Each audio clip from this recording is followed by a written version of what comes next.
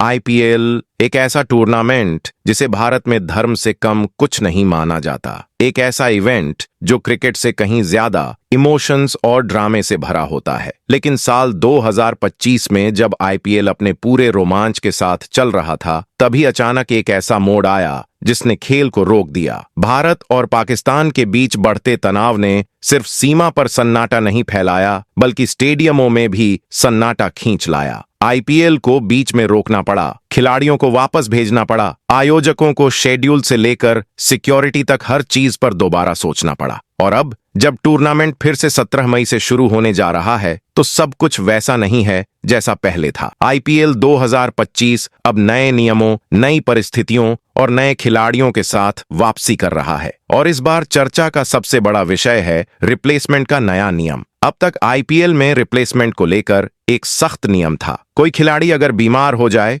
चोटिल हो जाए, तभी टीम उसे रिप्लेस कर सकती थी, और वो भी टूर्नामेंट के 12वें मैच तक। यानी सीमाएं तय थीं, प्लानिंग स्पष्ट थी। लेकिन अब जब परिस्थितियां बदलीं, तो बीसीसीआई ने भी अपना नियम बदला। अब आईपीएल में एक टीम सीजन के बचे हुए किसी भी मैच के लिए अस्थायी खिलाड़ी को रिप्लेसमेंट के तौर पर साइन कर सकती है। यह नियम सिर्फ इसलिए लाया गया है क्योंकि कई विदेशी खिलाड़ी भारत लौटने में असमर्थ रहे। कुछ ने राष्ट्रीय ड्यूटी को प्राथमिकता दी, तो कुछ निजी कारणों से टूर्नामेंट से हट गए। ऐसे में अगर टीमों को रिप्लेसमेंट का अधिकार न दिया जाता, तो टूर्नामेंट का संतुलन ही बिगड़ सकता था। दिल्ली कैपिटल्स के जैक फ्रेजर मैकगर्क और चेन्नई सुपर किंग्स के जेमी ओवर्टन जैसे नामी खिलाड़ी टूर्नामेंट छोड़ चुके हैं। इन दोनों के जाने से न सिर्फ उनकी टीमों को झटका लगा, बल्कि दर्शकों के दिलों को भी। लेकिन आईपीएल तो चलना है, और उसके लिए बीसीसीआई ने रास्ता निकाला, नया रिप्लेसमेंट नियम। लेकिन इस नियम में एक बड़ी शर्त भी जोड़ी गई है।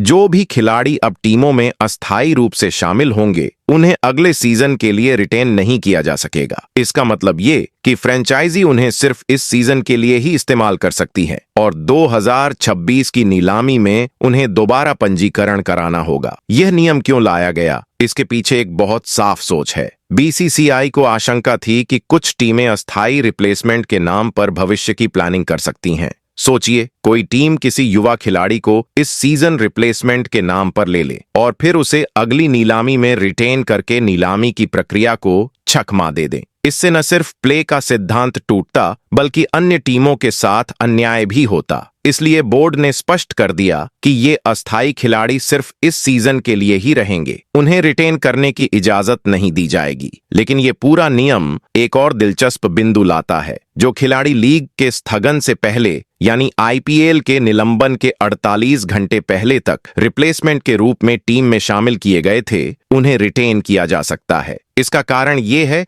कि उन खिलाड़ियों को साइन करते समय नियम में कोई बदलाव नहीं हुआ था। ऐसे कुल 4 खिलाड़ी हैं। सैदिकुल्लाह अटल, जिन्हें दिल्ली कैपिटल्स ने साइन किया, मयंक अग्रवाल, जो रॉयल चैलेंजर्स बैंगलोर में आए, लुहान डिप्रिटोरियस और नांद्रे बर्गर, जो राजस्थान रॉयल्स के लिए जुड़े। इन खिलाड़ियों की किस्मत अच्छी है, क्योंकि अब ये टीमों के साथ लंबे समय तक बने रह सकते हैं। अब बात करते हैं उन टीमों की जिनके प्लान्स इस पूरे घटनाक्रम से सबसे ज्यादा प्रभावित हुए। दिल्ली कैपिटल्स की बल्लेबाजी इस पूरे सीजन में जैक फ्रेजर मैकगर्क के ऊपर काफी निर्भर रही थी। उनकी आक्रामक शुरुआतें टीम को मजबूत स्थिति में लाती थीं। अब जब वह बाहर हो चुके हैं, तो दिल्ली को एक ऐसे खिलाड़ी की जरूरत है जो न सिर्फ तगड़ा हो, बल्कि तुरंत टीम में फिट भी हो जाए। चेन्नई सुपर किंग्स की बात करें तो जेमी ओवर्टन के जाने से उनके बॉलिंग अटैक में एक बड़ा गैप आ गया है। ओवर्टन न सिर्फ तेज गेंदबाज हैं, बल्कि निचले क्रम में बड़े शॉट भी लगा सकते हैं। चेन्नई को अब ऐसा खिलाड़ी खोजना होगा जो डेविड विली या ड्वेन प्रिटोरियस जैसे ऑलराउंडर की भूमिका निभा सके। अब सवाल उठता है, क्या यह फैसला सही है? कई क्रिकेट एक्सपर्ट्स का मानना है कि बीसीसीआई का यह कदम बिल्कुल सही है। जब एक टूर्नामेंट इतने बड़े स्केल पर होता है और उस पर अंतर्राष्ट्रीय नजरें होती हैं, तो पारदर्शिता बनाए रखना जरूरी होता है। कोई भी छोटा रास्ता या नियम का तोड़ निकालना लीग की विश्वसनीयता पर सवाल उठा सकता है। वहीं कुछ लोग यह भी तर्क दे रहे हैं कि अगर कोई खिलाड़ी अच्छा प्रदर्शन करता है, तो टीम को उसे रिटेन करने का मौका मिलना चाहिए। आखिर क्रिकेट एक प्रदर्शन आधारित खेल है, लेकिन यही तो इस नियम का आकर्षण है। यह खिलाड़ियों के प्रदर्शन को सीमित नहीं करता, बल्कि उन्हें अगले सीजन की नीलामी में और अधिक मूल्यवान बनाता है। आइए एक नजर डालते हैं कि आईपीएल के दोबारा शुरू होने का दर्शकों और ब्रॉडकास्टर्स पर क्या असर पड़ा है। जब टूर्नामेंट रुका था तो स्टेडियम्स खाली हो चुके थे, टिकट्स कैंसिल हुए, ब्रॉडकास्टिंग टाइम स्लॉट बदले और करो